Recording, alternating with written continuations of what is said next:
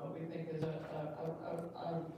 significant problem, which is the increase in the number of scams directly targeted often at our elderly. Try to educate folks on what those scams are, how they're evolving, they're ever evolving, to just get the word out. So without any further ado, we're gonna go through these slides, and then would love to open it up to any comments that you have, any thoughts that you have, or any questions that you have. And we have some amazing folks who are here who know a lot more than I do about this, including from our staff, and so they can help as well. So let's go to the first slide. Sophia, or where did she go?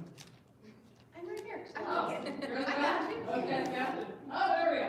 Okay, so as we know, Arizona has an aging population, and this slide is really interesting because it shows the growth of population in adults 65 and over versus population of children under 18. And so we can just see that we have a growing elderly population, and of course older adults, especially adults with cognitive deficits, could become targets of fraud and these scams and abuse, and we need to protect them, and I believe that very, very much.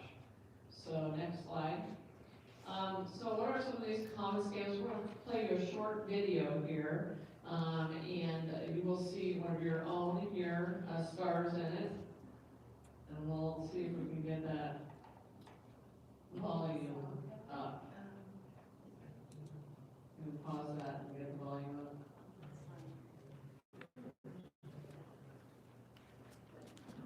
Let's see if we can do that.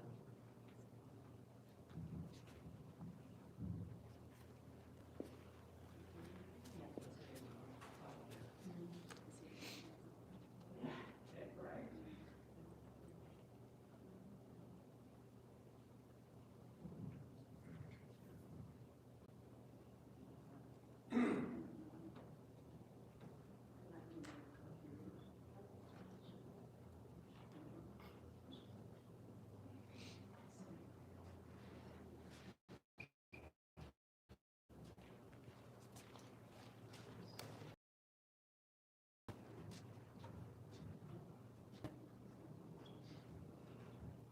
You can also come back.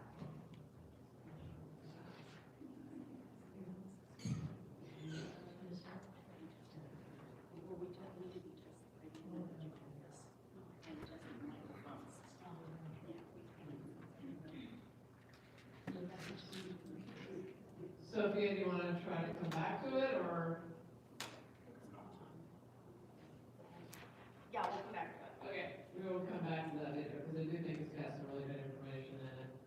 Let's see if we can get the, we'll probably need the audio for others, other slides. But in any case, so what are some of the common tactics that are used? We know that a lot of these fraudsters exploit the trust and goodwill of, frankly, all of us, but especially older folks. They use emotional manipulation, especially in romance scams, and we're going to talk a little bit about that. Romance scams are definitely on the rise in Arizona and across the country. They're increasingly devastating. I can tell you more about that in a moment.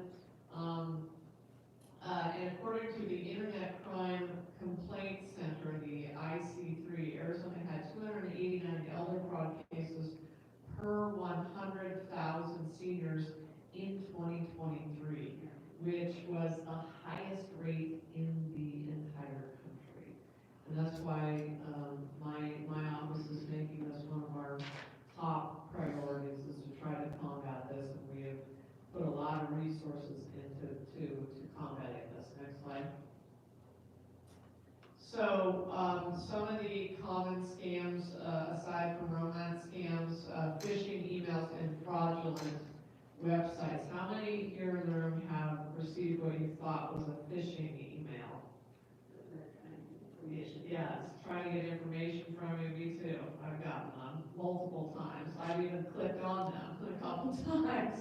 So these are emails that, so we posted one up here that, I don't know if you can see it, but it's one that's got the American Express logo on it, right? And so they'll post the logo of a company that they think you trust, or that you know, and it's really not American Express. Um, Generally speaking, then you can see it says there's an issue with your American Express account. So they'll try to sort of suck you in by saying, hey, there's an issue with your account, and you need to click here to review your account now, and then you click on there, and then they're gonna ask you for some private information, personal identification, and then ultimately have the information they need to scam you. So really important to just ignore these emails. These companies are not going to contact you this way. And so next slide. And same with fraudulent websites as well. So we see that a lot with fake websites. Be really careful about websites if you don't know who they are or what they are, about inputting personal information. And we'll see if we can play this, but this is another common scam affecting seniors are telemarketing scams, fake charities, and sweepstakes. So you may have gotten a phone call from someone, saying, hey, you just won a sweepstakes, or you just won something, but you've got to give me your social security number in order for you to get $100,000. Almost certainly not true. And then fake charities, more and more we're seeing fake charities pop up. Believe it or not, fake firefighter associations, they'll call and say, I'm Bob, and I'm raising money for the, Glendale Firefighters Association. I'm just making that up, but you get the drift. And who doesn't want to support the firefighters, right? So it's really an increasing problem. Let's see if we can, do you think we can play this one? The next one? Yeah.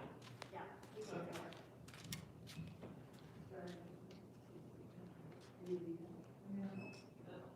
It's playing with your sound. Yeah, still not getting any audio on that. But you can see it.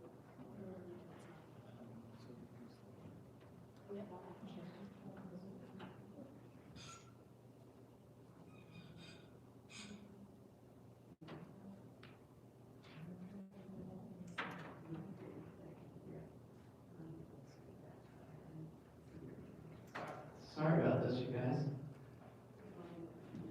Murphy's Law, but,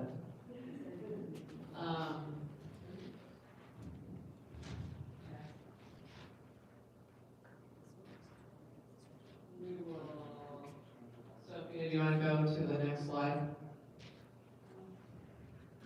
Unless you want to try to fix it.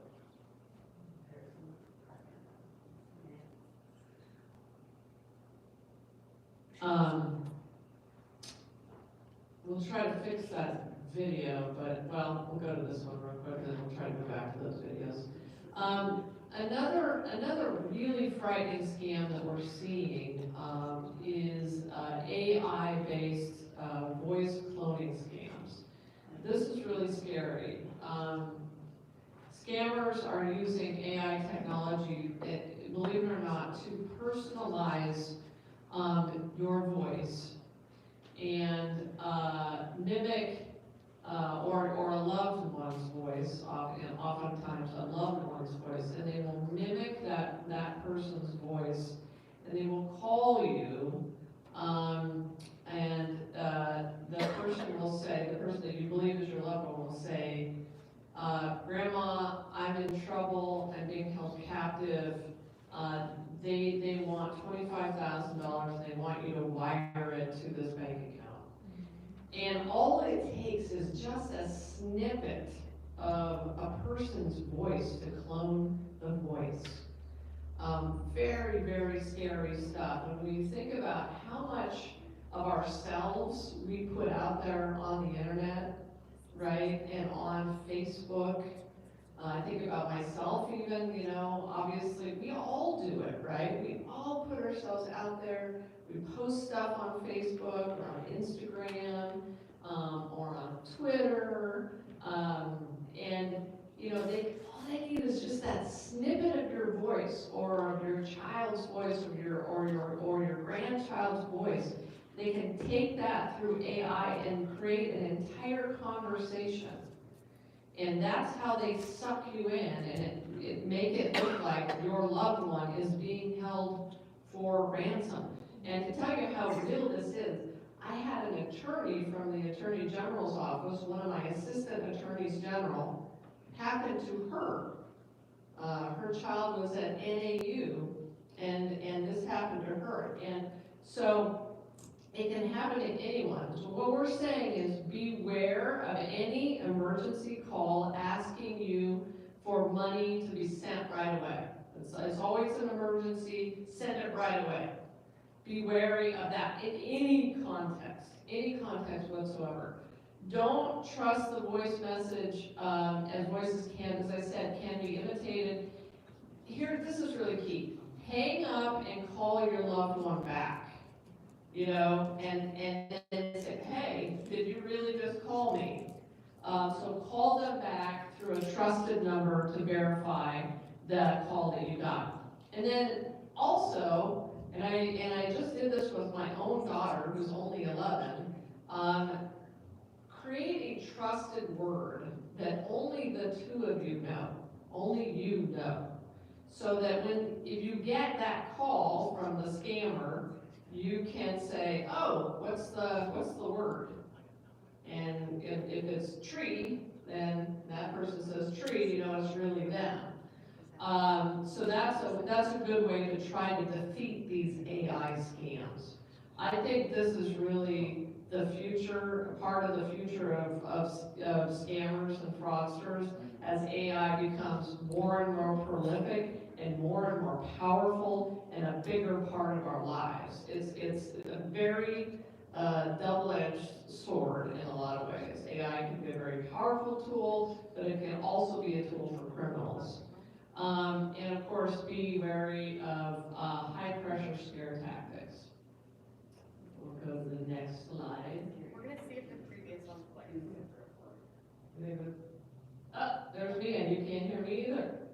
Okay, so this is just a video on tips that we, on Bitcoin. Okay, so on Bitcoin scams, we'll go through this one. So, again, I do want to come back to Bitcoin and cryptocurrency because those are two ways that the scammers are now asking you for your money. If anybody is calling you, asking you to pay via Bitcoin or cryptocurrency or gift cards, don't do it. And those are particularly associated nowadays with romance scams. And I don't know if we're going to be able to get that video played, but what's happening with those romance scams is, you know, let's face it, we all want love in our lives, right? We all love love. And what is happening is, you know, folks are getting on Facebook, largely Facebook, I think with maybe my generation and above. And these scammers are reaching out with fake profiles and reaching out to people and developing a relationship with them online. And, you know, one thing leads to another, multiple conversations on Facebook, back and forth, and all of a sudden, you feel as though you're in love with this person on Facebook. And then, all of a sudden, that person that you're in love with, that you have developed a trusted relationship with, is asking you urgently for $25,000 for whatever thing that he or she needs. And then what he or she will do is they will ask for it in the form of cryptocurrency, gift cards, Bitcoin, or wire transfers. And so why are they doing that? They're doing that because those are really hard to trace. It's very hard for law enforcement like me to trace that once you've given it to the fraudster. It's gone. It's really gone. And to sort of give you a sense of that, we have a law enforcement tool that allows us to trace wire transfers out of the country, from Arizona out of the country.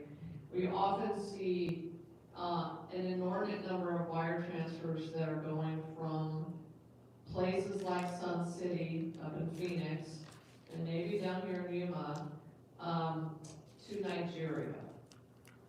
So you get the drift. You see what's happening there. Once that money leaves your bank account via a wire transfer to Nigeria or someplace outside of this country, it is really hard for law enforcement to get it back for you. And that's what's so tragic about these romance scams, especially, but any scam of any kind. Bitcoin, cryptocurrency, what we're seeing is these Bitcoin machines popping up in grocery stores or convenience stores. I don't know if you've seen them yet. They're basically they look like ATM machines, but they're Bitcoin machines.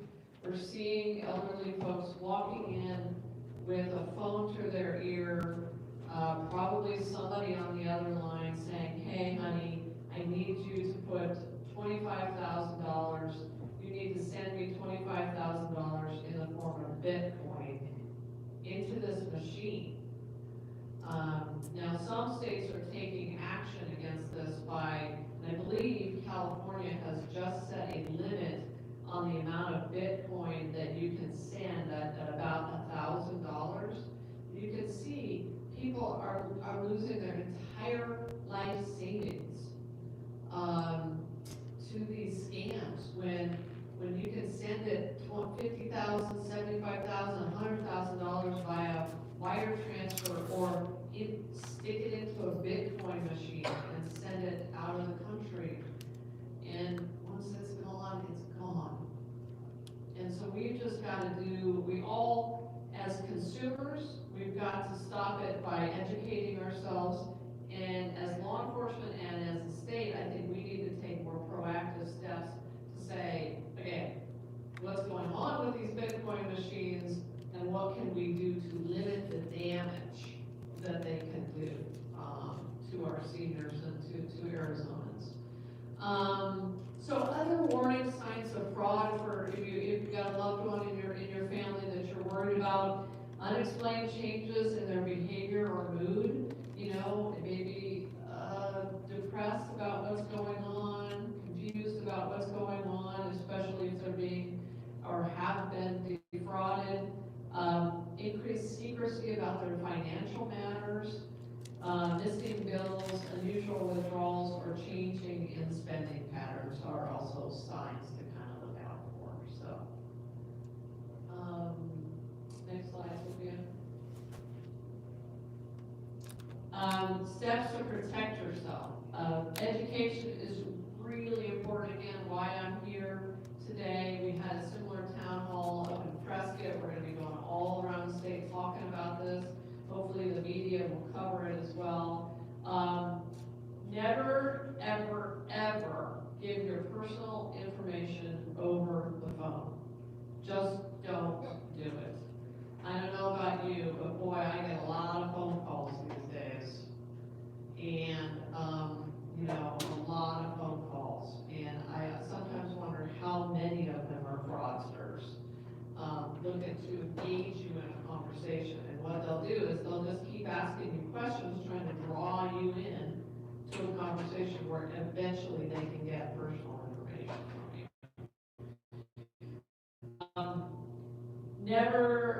You are always use secure passwords and monitor your bank accounts pretty regularly. I haven't always been good about this in my life, but lately I'm trying to really monitor my bank accounts, make sure I know what's going in and out, but especially out, I know what's going in. But definitely what's going out, to see what's happening there. Discuss any suspicious offers with family or trusted friends, talk about it. One of the things that we see with scams, and the victims of fraud is that there's a level of shame there, right? Like, gosh, how could I possibly have done that? You know, how could I have trusted that guy? Or why didn't I know not to give him my social security number? But you know, gosh, we all mess up, and we're all, we're all vulnerable in a lot of ways. So talk about it. So, if somebody comes to you and you're wary about it, talk to your daughter about it, or your son, or your cousin, or your nephew, or somebody, and talk it through. Those are ways to really, try to prevent it from happening, especially if they are trying to arrange for a second conversation with you or something. And to give you a sense of this, I had a friend of mine who I worked with. He's one of the smartest men I have ever met in my life, and I worked with him in the administration of Janet Napolitano when she was governor. I was her press secretary, and that's how I got my start in politics. But he called me one day and he said, Chris, if there's anything you can do to help me with this, that's great, but I just want you to know about this. I want you to educate the public about this. I lost $50,000 to a scammer. I fell for it. And so it happens to lots of people. This is not something this is not something to be ashamed of. And we've got to lift that veil of shame and make sure that everybody can talk about it. Next slide. So, key points: be proactive in understanding these common scams that are happening, and their impact on older adults. It's important to be vigilant, provide community support to our seniors. I see some community members here in the audience who are active in this area. Share information and your knowledge of scams with others. The other thing, and this is really interesting, some of these scams can be regional and local in nature. I mean, what's happening in Yuma may be very different than what's happening up in Prescott. So could be a different charity scam happening in Prescott, or a different group of fraudsters active down here in Yuma. So it's important to just be talking about it with your neighbors, with your HOA, with your clubs. I guess there's a knitting club here today. Those are the kinds of clubs that I would love to see be talking about this. And so we can all be proactive. So those are my call. That's my call of action to you. The other thing I want to mention, and I don't know, Sophie, if you've got those videos up. We can try one more thing, yeah. You want to try one more time? Yeah. While you're doing that, I want to mention this. Today we're talking largely about financial abuse and scams, but of course there's also physical abuse going on in Arizona at a terrible, terrible rate, and something that my office is doing everything that I can to combat. Physical abuse and neglect. So you may have noticed that, we'll see if it works.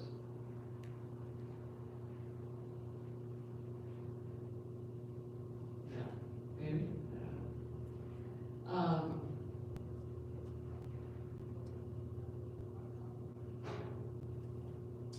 While we're still working on that, one of the things that I did, one of the very first things that I did when I came into office was that I realized that our, I think we had sort of, the AG's office had, under my predecessor, had lost the focus on elder abuse. And, so we immediately went to work on a number of things, including hiring an additional prosecutor to work on physical elder abuse cases. We also, so for instance, you may have heard, maybe not, I don't know if the news down here covered it, but we took the extraordinary step in Phoenix of essentially seizing control of an entity called Heritage Village, which is a long-term care facility in Phoenix that was not protecting its residents. Some terrible abuse was happening there, neglect and abuse. And I hired a receiver. I asked a judge to allow me to put that facility into receivership, which is the first time in the history of Arizona, I believe, that has ever been done. And I did not take that lightly, but I felt that in order to protect the residents of Heritage Village, we needed to take it out of the hands of those owners, they're out-of-state owners. And that's one of the things that really concerns me, especially as our population ages, is that increasingly long-term care facilities and nursing homes are being owned by out-of-state corporations, and more than that, they're being owned and operated by Wall Street firms that are rolling them up into single entities and then squeezing the profits out of them by doing what? Lowering the number of employees, lowering the nurse to patient ratio, and essentially making it more likely that our vulnerable and elderly adults are going to suffer from neglect or abuse. And that's, in my view, what we get all too often when we have Wall Street owning long-term care facilities. Because Wall Street, let's face it, doesn't care about care. They care about the almighty dollar. And so that worries me a lot. But in any case, this company called Heritage Village, we put it in receivership, and then now we're seeking actually to put additional of their facilities into receivership. The other thing that we are looking at doing, we'll go to questions here in a sec. The other thing that we're looking at doing, and we are going to do, is that we are going to use a statute that already exists. It's already on the books, and it had been on the books long before I ever became Attorney General, that allows the AG to go after civil penalties of upwards of multiple millions of dollars against these facilities, right? My friend is in the back there, yes. Right, I mean, so the problem here is for way too long, and this is not necessarily the fault of DHS or the state agencies that are responsible for overseeing these facilities, but their penalties are like $500 an incident. They can't, I can go after them for millions of dollars. And that's what needs to happen. They need to feel the hurt, right? They need to feel the hurt and in their pocketbooks. And it isn't going to be until they feel the hurt in their pocketbooks that they're going to start paying attention to our elderly and to dealing with abuse. So I'll end it there unless we, and here's some additional resources. I do want this, we'll keep this up here on the screen. We've got different resources that are really important. AARP, amazing organization. The Better Business Bureau, if you have some costs or concerns about a company, you can go to that organization, and they've got great information about the trustworthiness of companies and their track records. Of course, credit reporting agencies. The FTC is also a great agency. If you've got questions about corporations, and then you can report fraud, both financial and physical, to my office, and I encourage you to do that. Because we are getting, as I mentioned today, more aggressive on this. And we're working with our state partners at DHS and APS, or Adult Protective Services, to get more aggressive. So say Governor Hobbs and I share the same vision on this front of really making sure that we protect our vulnerable adults. So with that, let me throw it open to questions from any, or thoughts from anybody in the audience. Anybody have a question? I Yeah. wanted to ask you about what exactly was receivership? Oh, the question was, what is a receivership? So that's a really interesting question. So it's essentially an individual who has some expertise in managing large enterprises or managing entities, and who has accounting experience. So what he or she will do is go in, sort of parachute in, take over, hire new management, generally speaking, so we to staunch the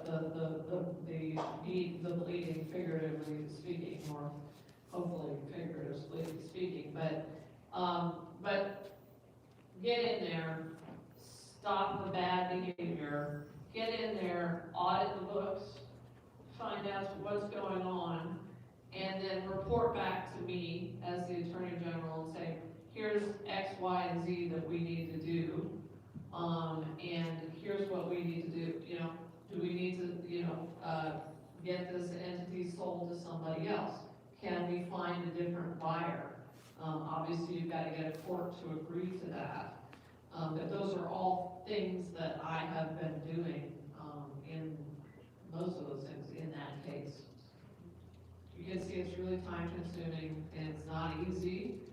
But can the court mandate that it be sold? Yes, you bet. Yes. It's sort of I call it the corporate death penalty. You're basically putting them out of business, right? The thing though, with long-term care facilities is you've got to make sure that it doesn't collapse, right? You've got residents there, many of them want to be there, but they want good care. So we're walking a line between we don't want to put them out of business, we want them to continue to be a going concern, but you want good management. And so we've really been doing a lot on that front. The other thing that is tangentially related to this subject, but I think it's actually very related now that I think about it. We've been very active, especially this summer, in holding corporate landlords accountable for providing air conditioning to their renters. We have had too many situations in Phoenix where we had landlords who just refused to provide air conditioning to their renters. In the middle of 100, I know how hot it gets down here in Yuma. Well, it gets just as hot in Phoenix, right? And so I sued an outfit called Buenas Apartments in Phoenix. Took them to court, got a judge to order them to provide air conditioning. And those are vulnerable adults too. A lot of vulnerable adults living in those apartment complexes, and especially the elderly amongst them. You cannot go for very long without air conditioning, without it endangering lives. And as it gets hotter and hotter and hotter in the summertime, and as that it sort of extends right into, my goodness, we were well over 100 days straight with 100 degrees or more. As that continues to extend, we're gonna need to hold landlords accountable for providing the services that they promised to provide and that people were paying for, right? I mean, people were paying for basic services. They weren't asking for a lot. They were asking for air conditioning. They were asking for a roof over their head. In the case of Buenos, what they got was no air conditioning and moldy conditions and, windows that were boarded up. It was terrible. And in all of these areas, whether, it's this one or going after these fraudsters, my modus operandi is to send a signal, right, to other corporations or other landlords that if you engage in this behavior, your attorney general is coming after you. And we're not going to put up with it. And that is, I think, the chief job of any attorney general, whoever that is, because, hasn't always obviously been me, and it isn't always going to be me. But we want to send that signal to the entire industry that if your customers are vulnerable adults, you're responsible for protecting them.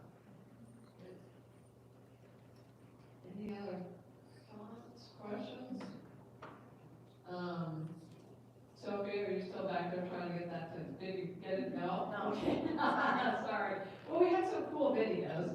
We can post this, we'll probably post this online somewhere at some point, and can get it out to you. But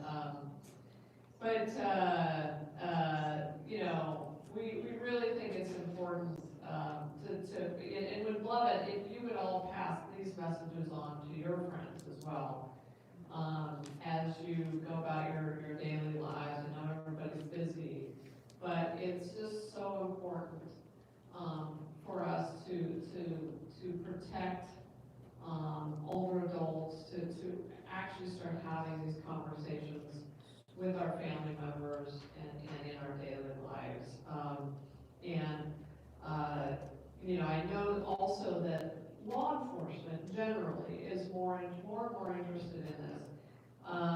Going back to the Bitcoin scam that I talked about, or the Bitcoin situation, when we were in Prescott, which is my hometown, born and raised in Yavapai County, the Yavapai County Sheriff's Office was there, and they are trying to do everything they can to educate the store owners that are the hosts of those Bitcoin schemes, or I keep calling them schemes, Bitcoin machines, sometimes used for schemes, to say, hey, if you see somebody walking in with a phone at their ear, say something. Maybe talk to them, before they put all that money into the machine. Talk to them first. Say, hey, hi, what's going on? What's happening? Before, so we can get to you before that terrible decision is made. Same with the romance scams, and that's one of my frustrations on the romance scams, and this also holds for what we're seeing in our fentanyl crisis, where we're increasingly Facebook is being used by the drug cartels to lure teenagers down here to the border to run drugs back up into Phoenix. That stuff, those messages are going out on Facebook or Instagram or Snapchat. And the romance scams, different area, also happening on social media. And I think you have to ask the question, and I'm increasingly asking the question, why aren't these social media companies policing themselves more? Right? Like they are partially responsible for this. They know this is happening, right? They know that it's happening. And I will tell you that the attorneys general of the country, I'd say all 50 of us, Republican and Democratic, are really frustrated with the social media companies for their lack of self-policing on that front. Really, really frustrated. There's a law called Section 230 that protects them and shields them in terms of what is put on their platforms. That thing needs to go. But we're thinking about ways that we can increasingly identify them and maybe shame them a little bit for this activity, as we go along. So. Any chance of getting that changed? Yeah, and it's really gotta be done by Congress. And then every time I say those words, it's like, oh gosh. If anything's gotta be done by Congress, is that, what's the likelihood of that? Which is why I think AGs have become more and more active in a lot of these areas, because nothing's happening in Congress. I will say, a majority of the attorneys general across the country did sue Meta, including me, Facebook basically, for addicting our children to social media and with their algorithms. And it's a huge lawsuit. I think we did that last year, and that's ongoing.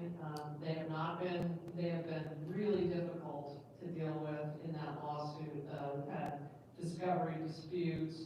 They're being a real pain in that lawsuit in terms of trying to fight us. They're gonna fight us tooth and nail, and we're up against some of the biggest billionaires in the country. We'll see where that goes, and I think the next frontier really is stuff like this, and then also holding them accountable for being a platform that is used by cartels, also sexual predators, and so I think that's, it's devastating what can happen online, so, yeah. This is just really simple compared to those big things.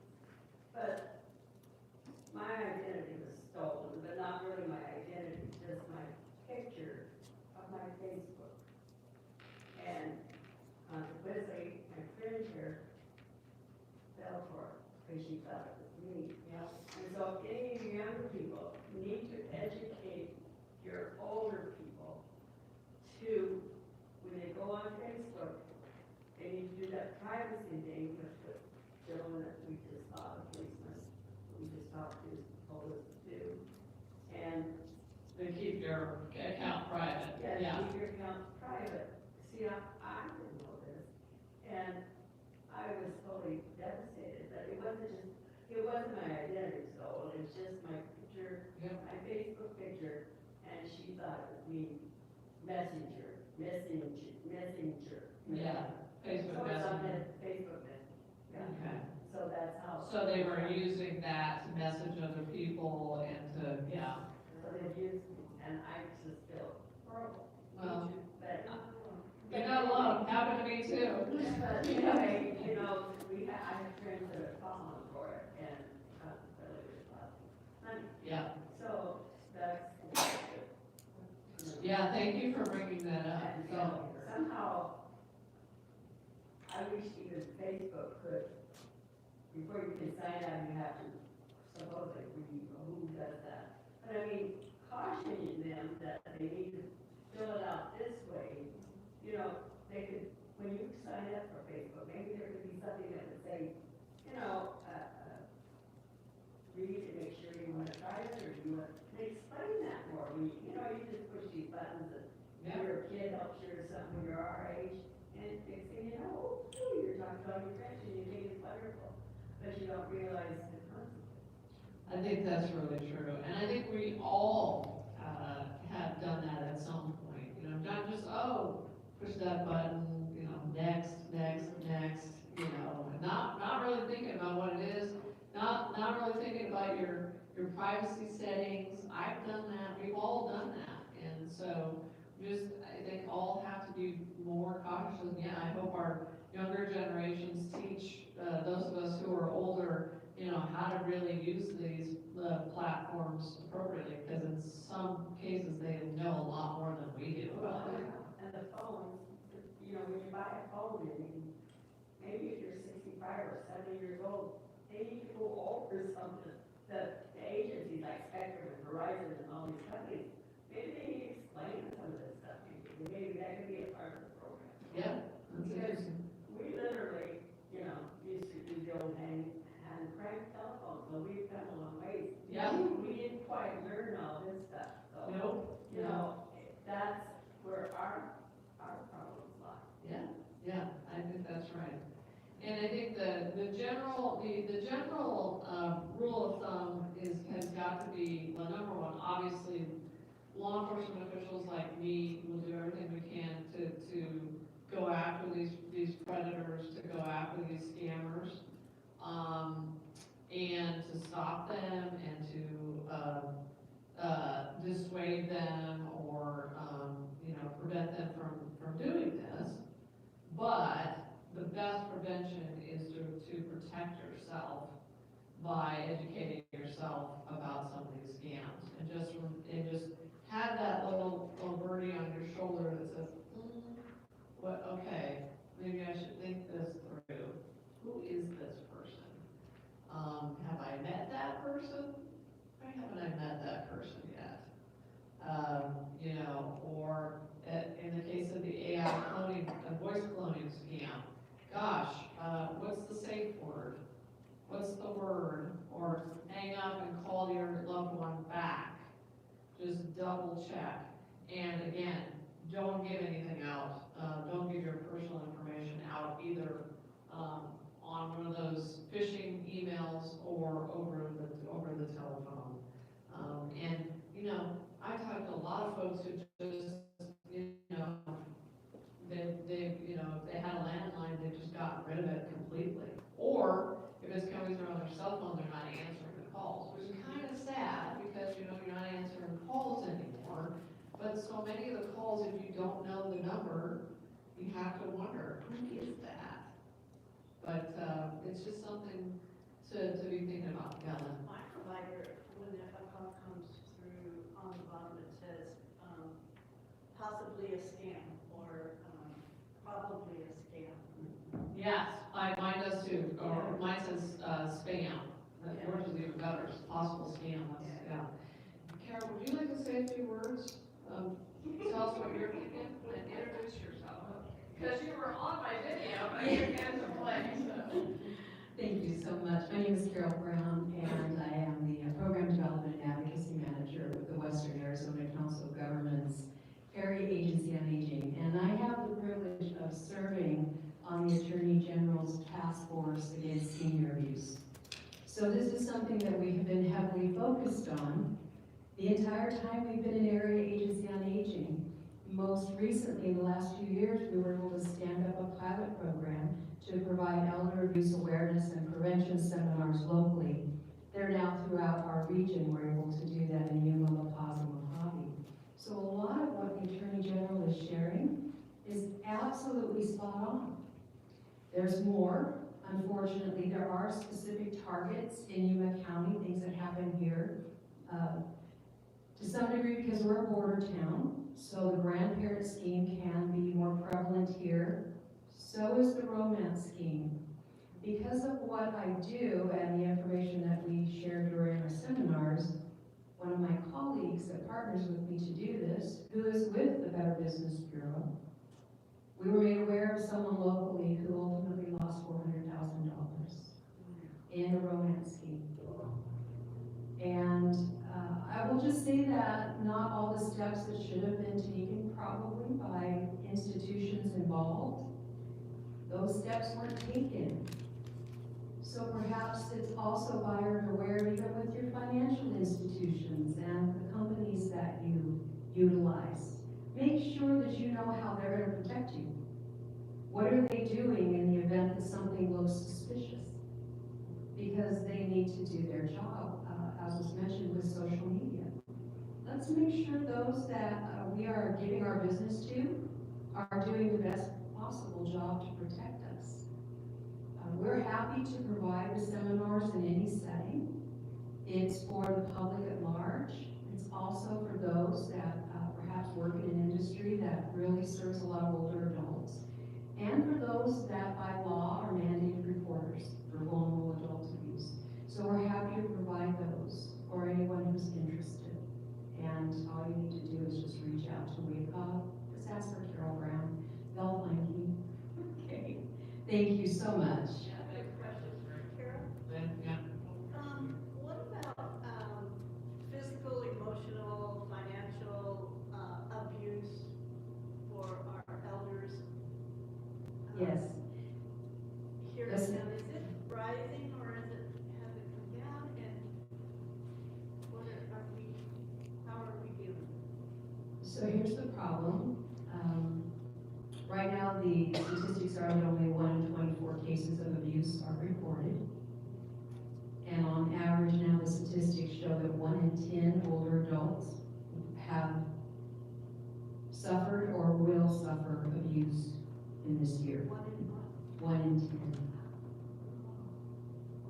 The numbers do keep increasing. Now, these are national statistics. The problem is that it's not being reported. As the Attorney General said, the shame, the humiliation that's involved, people don't want to speak about it. And too many times we're hearing about it after the fact. We will provide the seminar and there will be somebody in the room that comes up afterwards and wants to speak because they've experienced abuse. My own mother was abused many, many years ago before she passed in a facility. And I didn't know till a year later that it happened. And I was visiting her on a regular basis, daily. But because she had so much shame, she did not want to speak about it. That's what happens with any kind of abuse. But with our older adults, whether it's financial, it's physical, it's sexual, it is exploitation, neglect, they don't want to have to share that that's happened to them. There's a lot of reasons for that. They don't want to lose the ability to stay independent. They want to remain living in their own home. They're afraid their family is going to make a decision that's contrary to what they want. It could be a family member that's guilty. It could have gotten to such a level where they don't know how to get out of it. They don't know how to stop the abuser. There's so many reasons why it does happen. The best thing that we can do is every single one of us be aware. Be on guard, be advocates, speak up. If you see something that doesn't look right, just like you would for a child or a woman that looks like there's something going on, speak up. Say something. You can report it to Adult Protective Services. We have Good Samaritan protections in the state of Arizona. If it was not a malicious report, you're absolutely doing the right thing. You can report it to law enforcement. And then there's all the other options of sending the information also to the Attorney General's office now. Because our Attorney General is now very proactive against elder abuse. So we have proponents, we have advocates in our corner to help us in this area. Thank you, Lynn, for asking that question. I would just add, having been born and raised in a rural, small community, Prescott was rural, small then. It's, sometimes, in a small town, there's only one nursing home, right? And so people are reluctant to complain or to file a complaint because that's it. And, so we see that too. Boy, what if I get kicked out of here because I complained? But, that's not gonna happen, at least not under my watch. We're gonna do everything we can to protect people. I will also add, this is why, because of the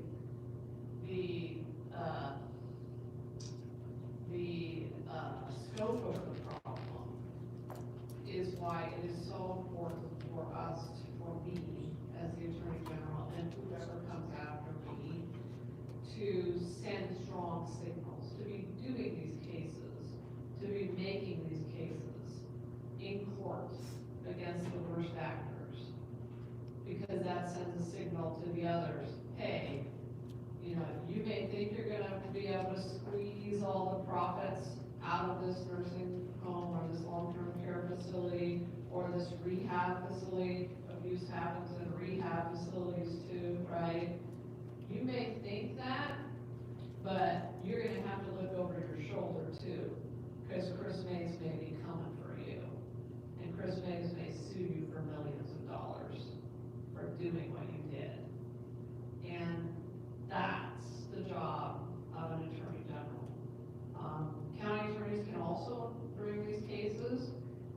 Oftentimes they're just completely overloaded with violent crime and doing their day-to-day work, prosecutorial work. So really it's that, I think it is appropriate for my office to be doing it, and I'm more than happy to be doing this work. So, okay, any other questions or thoughts? Oh, yes.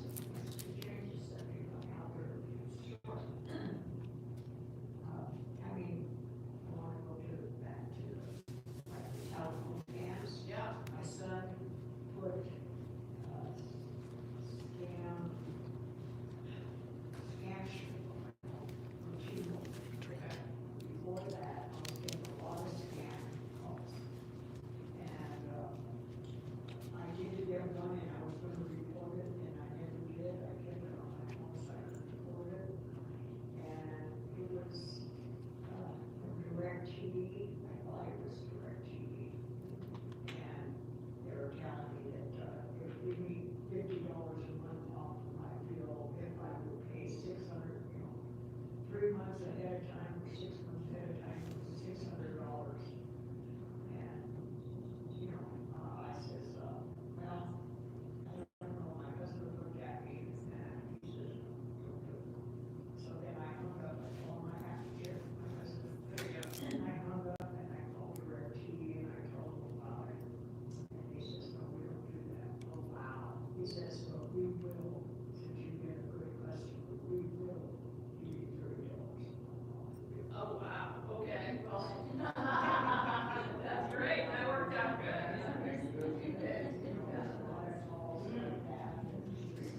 Yeah, thank you for sharing, that's fascinating, and that is, you did exactly what you should have done, which is, you gave it a legitimate excuse, my husband, I need to talk to my husband about this, and then you called the company and said, hey, are you doing this? And they said, no, we're not doing that.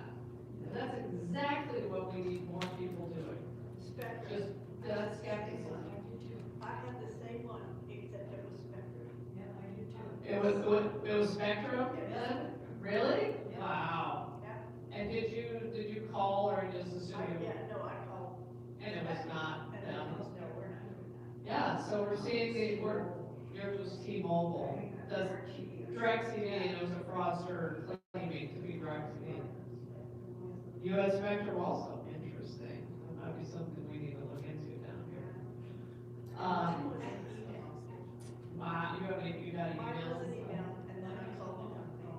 Wow. So that's exact, yes, sir.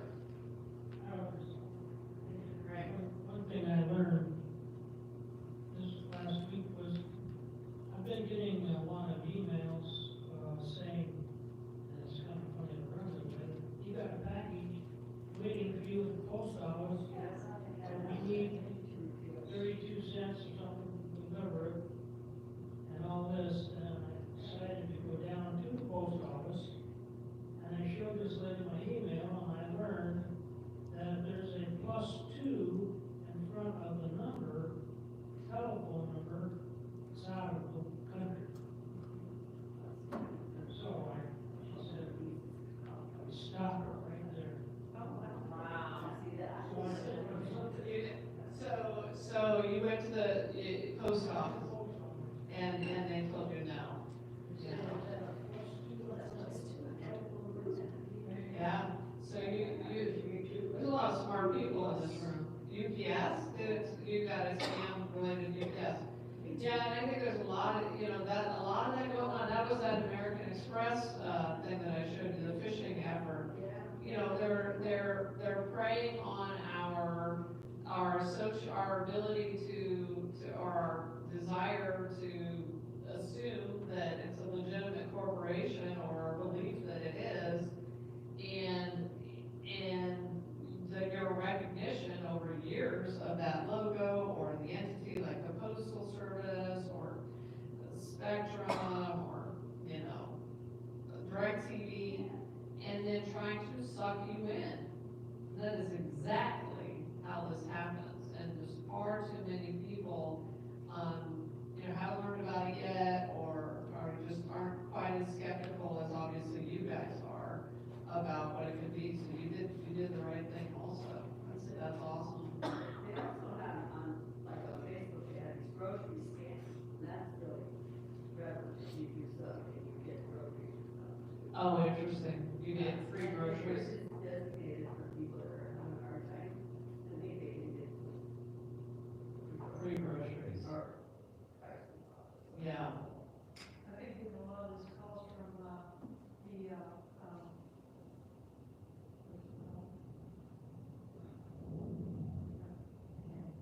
I should have said that. That's okay.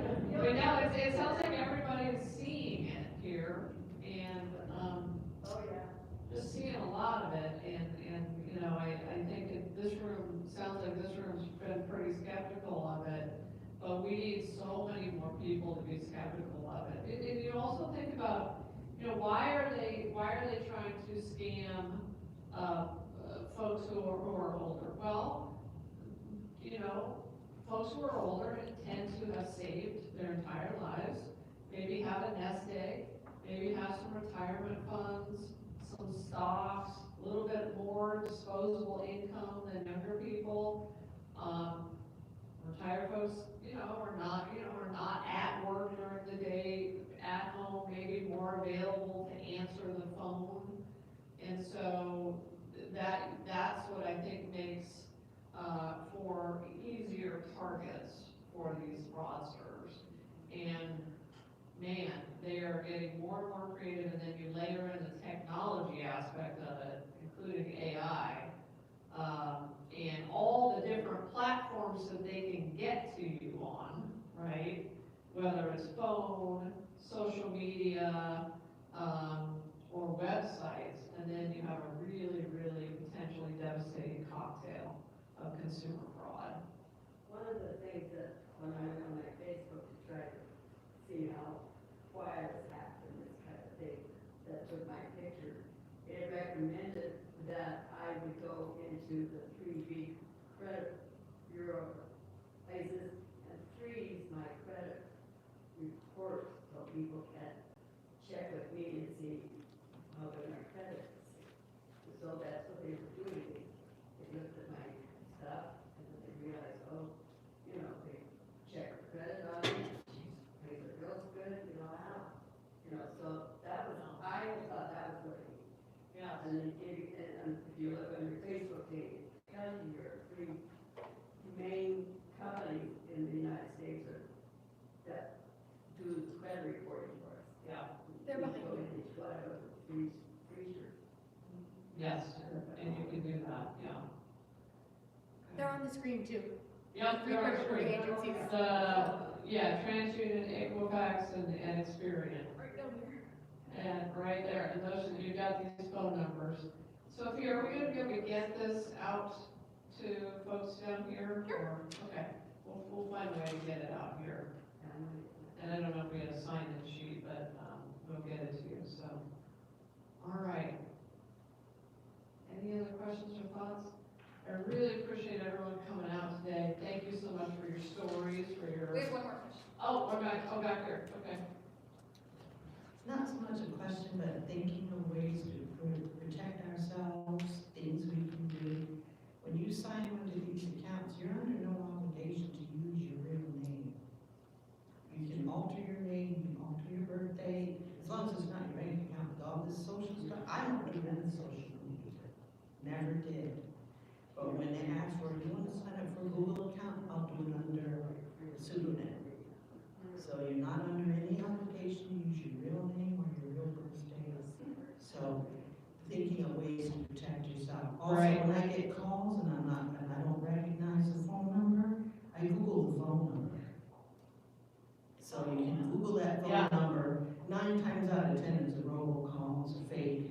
So things like that, you know, things we can use for, I was in the Air Force in some certain agency, so, I take my identity and privacy very serious. So remember, you use a code name, use a fun name, make yourself younger. Use a different birthday. Well, that, thank you for bringing that up because, and I probably didn't hone in on this during the presentation, but, that's the thing about Facebook and a lot of social media is, they ask you to put your birthday on there.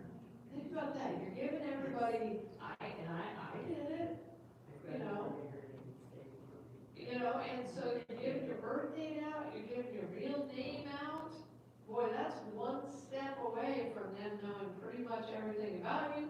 Then, maybe you tell people where you were born, then maybe tell everybody where you live, then they can look you up and get your physical address potentially, and boom, they're off to the races in a lot of ways. So you make a really great point. Just be really careful about what you actually put out there on social media for everybody to see, and just keep being your skeptical selves. Like if you order something online. Yeah, that too. And then the other thing that I'll say that we're starting to take a look at is, well, one of the other lawsuits that we're doing that I filed was against, let me preface it by saying this, we see so many more companies that are engaged in what we generally call dark practices. There are other phrases for it, but it's making it very difficult, this notion that they can make it very difficult for you to unsubscribe to a service or to a payment. And we're just seeing a lot of that where people don't know that every month $5 is being pulled out of your account, or $15 or $25, just because maybe you checked a certain box. And then with regard to dark practices, we're suing in state court Amazon for something called, they called it Project Iliad, which was, they've discontinued it because they've been sued, not just by me, but by by others. But they make it extremely difficult for you to unsubscribe. In the case of Amazon, it was Amazon Prime. You had to go through like 9 different pages and steps. And they would say, are you sure you want to unsubscribe? And then you got to go here, and then you got to go there, and you got to go there, and you got to, it's 9 different steps for you just to, and then of course, what do most people do? They give up, right? Yeah. Or another one is, and I dealt with this with a phone company, and they make you call a phone number, and then you wait for 45 minutes or 2 hours to get to a real person just for you to be able to unsubscribe. You should be able to go on that website and click one button and cancel your subscription. Not have to go through 15 different steps just so they can dissuade you from unsubscribing. So those also, it's tangentially related, but we're looking at stuff like that. Yeah. Another thing is, a lot of the department stores that you use have gone from just their credit card to a Visa or MasterCard with their credit card. Yeah. I just canceled all of them because they won't let you just have a penny's credit card with a $500 limit, They want you to have a full credit card. Yes. So they've got a partnership with a, Yes, yeah. with a Visa or whatever, so that's happening big time, and I know that those lead to, people being able to access your accounts. Yeah. We'll come back over here, but yeah. Also, a lot of agencies like the VA, I get a letter every 2 or 3 years that says that there's been a security breach. All of your information, state of California's done it, so that's another thing, that we're all vulnerable there, no matter what our ages are, that our information is constantly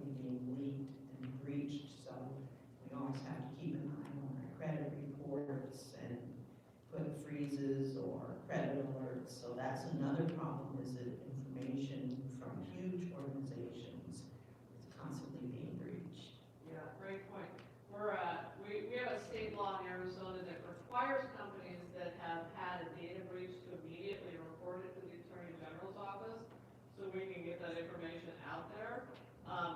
Some of them have not been reporting that and not on a timely basis, so we're looking at that very closely, but yeah, that is just becoming a huge and way too common problem. Yeah. One thing my husband found out, he was trying to get me on the Amazon account, so he needed to talk to him, so he wanted to talk to him, so he just said Amazon phone number, on the phone. And what they're doing, which we found out, is we actually talked to someone that has gone into Amazon and bought somebody else, so they intercept your call, and you're really not talking to Amazon, you're talking to somebody that bought that person out, and you give all your information to them. And that was just unpopular. That's amazing. So, they find a friend or somebody that works that answers the phone for Amazon. Yeah. Something, and he said, well, somehow, I don't know exactly how it works, but anyway, that's what we were told about that. Wow. Because we weren't talking to Amazon, we were not hearing everything else. That's really scary. Yeah. Again. Yeah. Yeah. Okay. Yes.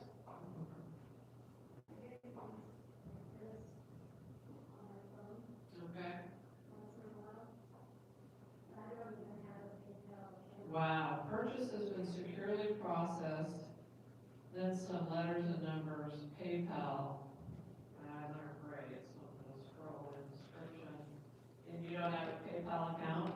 That looks fake to me. It says invoice, this looks very fake to me. Yeah, this looks like a phishing effort. I have a PayPal account, and this does not look like anything. Oh, they give you one billing information. Let's see if they give you a number. Oh, yep. Oh, look how helpful they are. Helpline number. No way to call that number, don't they? That looks very fake. That's amazing. You just got that? Yeah. And again, that goes back to, I think, these companies whose logos are getting, hijacked, essentially, have got to do a better job themselves of shutting this down. So we need, from a law enforcement standpoint, it's really hard to fully keep up with all this. These companies have got to come in because their names are being used for this.